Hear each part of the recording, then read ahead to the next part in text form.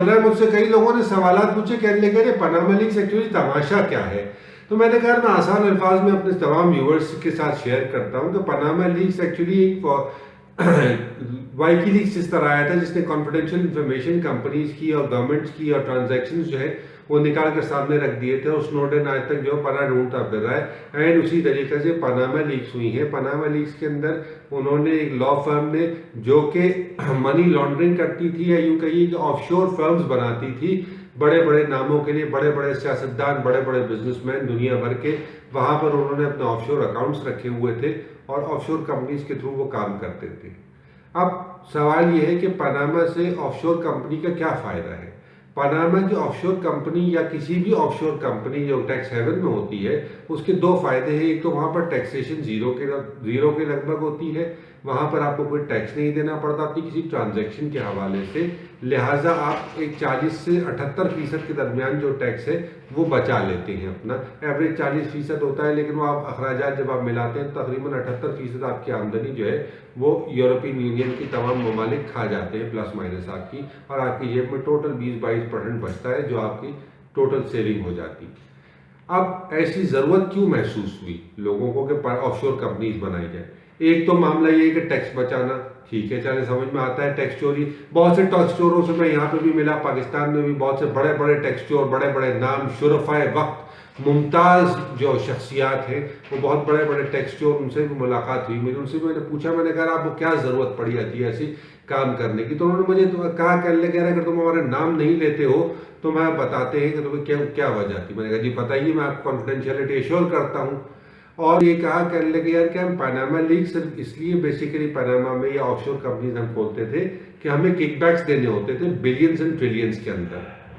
जो भी हुकूमती ठेका हम लेते हैं उसके हमें किकबैक्स देने होते हैं, जो भी हम काम करते हैं उसके हमें रिश्वत देनी होती है, जो भी हम काम कराते हैं उसकी रिश्वत देनी होती है हमें तमाम सियासतदानों को। अब जाहिर है कि हम इधर टैक्स दें उधर रिश्वत में, तो रिश्वत तो डिक्लेयर नहीं हो सकती ऐसे टैक्स, क्योंकि cost of doing business in Pakistan नहीं है अभी तक यहाँ पर, वरना रिश्वत शायद टैक्स डिडक्टेबल हो जाती।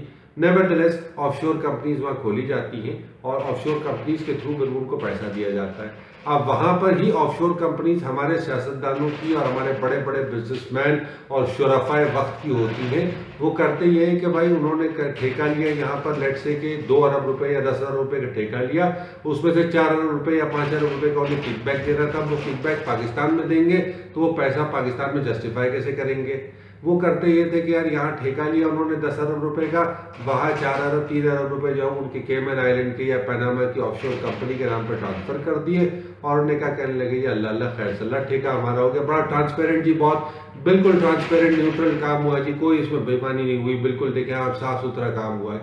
ये चीज़ें अब आ गई हैं, अफशा हो गई हैं, बाहर आ गई हैं, और इसकी ज़रूरत हमारे सियासतदानों को इसलिए पड़ती है कि वो बेसिकली उन्हें अपनी ब्लैक मनी छुपानी होती है। लोगों को बताना नहीं होता है कि भाई हमने करप्शन की है, और करप्शन और टैक्स बचाने के लिए वो ऑफशोर कंपनीज का सहारा लेते हैं, जहां पर वो अपना पैसा ट्रांसफर करते हैं, वहीं पर ही अपना पैसा रखते हैं, और जब ज़रूरत पड़ती है फिर आहिस्ता आहिस्ता उसे मूव करके अपने दूसरे ममालिक में, अपने जहाँ उनके वेस्टेड इंटरेस्ट आते जाते हैं, जहाँ अपॉर्चुनिटीज़ आती हैं वहाँ पर वो काम करते हैं।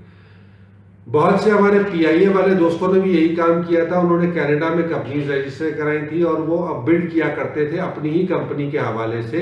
वह पीआई की प्रोक्योरमेंट के अंदर करते ये थे कि वो पीआई का सामान जो खरीदती थी पीआईए, वो लेते थे वहाँ से मैन्युफैक्चरर से, उसको दुगने दामों पे 3 कोटेशन बनाकर अपनी ही कंपनी, मुख्तलिफ कंपनियों के डमी कंपनीज के नाम पे दे देते थे। उसमें से एक डमी कंपनी अपनी को ऑर्डर दे देते थे, वो वहाँ से उठाती थी, किकबैक उनकी जेब में चला जाता था और वो पार्टी यहाँ आ जाया करता था। पाकिस्तान पे इसका क्या इफेक्ट होगा, ये एक बड़ी स्ट्रॉन्ग पॉइंट है।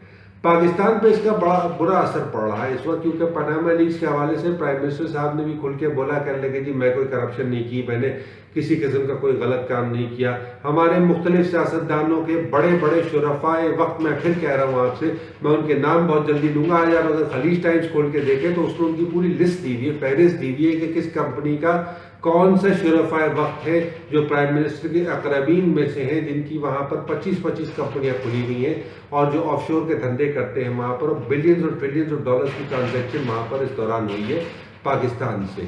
अब पाकिस्तान की क्योंकि पाकिस्तान की सियासत एक बड़ी, आप देखें, हमेशा एक तलातुम का शिकार रही है, और जैसे ही कोई खबर आती है फौरी तौर पे जो है ना ये बात उछलनी शुरू हो जाती है, मीडिया उसे लेकर तशतशबाम करता है, हंगामे मचाता है, लेकिन at the end of the day होता कुछ भी नहीं है।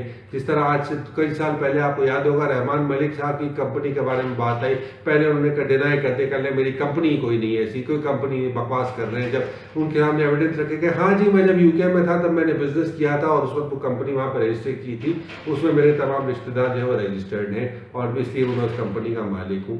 तो इस तरीके के असरात जो है वो पाकिस्तानी सियासत पर मुरतब किए जाने की कोशिश की जाती है।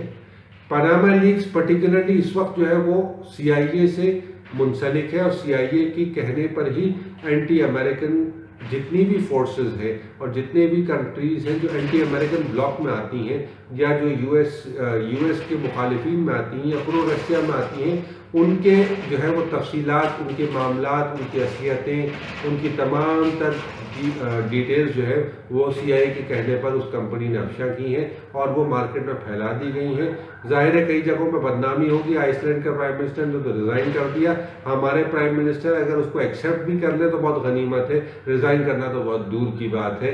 अपना और अपने अहल खाना का बहुत ख्याल रखिएगा, और हो सके तो मुझे अपनी दुआओं में याद रखिएगा। Until the next time, Allah निगहबान।